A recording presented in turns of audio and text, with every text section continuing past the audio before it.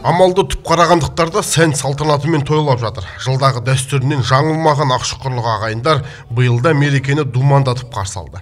Қазан оттан, азаматы аттан түспеген қазақ елінің көне дәстүрі, салты мен ғұрпы бүгінде өңірімізде ерекше сақталған. Осылайша табиғатты түлетіп, төңірекке нұр көмкеріп келген көктем мезгілі көпшілікті шаттыққа бөледі. Бұл күні таңмен таласа жасы кішілер үлкендерге көрсе барады.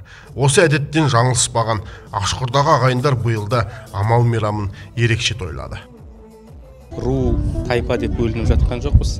Сол Маңғыстауда мекендеген барлық қазақ жұрты сонда келіп, ынтымаққа, бірлікке шақырумен жылдың басында жақсылықтар тілеп, еліміздің өркендеуіне әр отбасы өздерінің үлестерін қосып жатыр.